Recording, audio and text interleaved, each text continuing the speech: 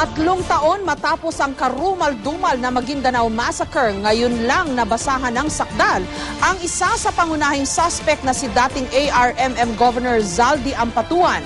Ang mga kaanak na mga biktima muling idinaing ang mabagal na pag-usad ng kaso. May report si Ian Cruz.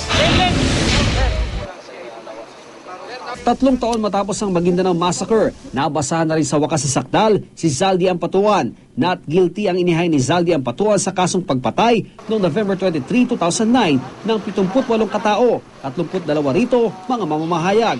Hindi naka-prison uniform si Ampatuan na halatang nangayayat kumpara nung siya'y maaresto.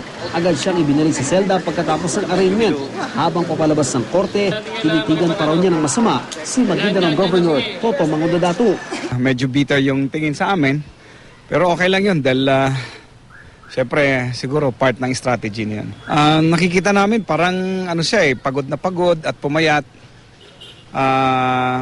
Hindi na ganun yung kanyang postura nung dati.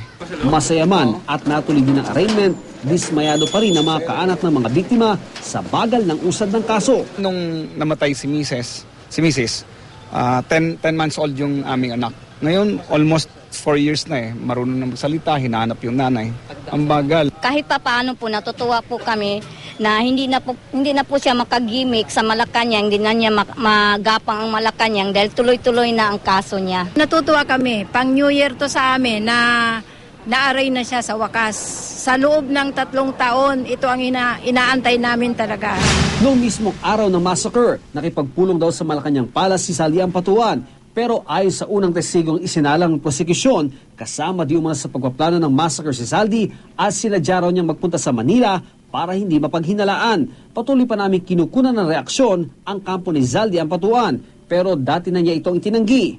Kanina, hindi rin kami pinalad na ma-interview dahil sa ibang exit sila dumaan. Natagalan, bago nabasa ng sakdalang dating ARM Governor dahil kinwestiyon niya sa Court of Appeals at Supreme Court ang pagkakasangkot niya sa kaso. Noong November 14, ibinasura ng Korte Suprema ang apela ni Ampatuan. Nauna na nabasa ng sakdal ang kanyang amang si Andal Ampatuan Sr. at kapatid na si Andal Jr.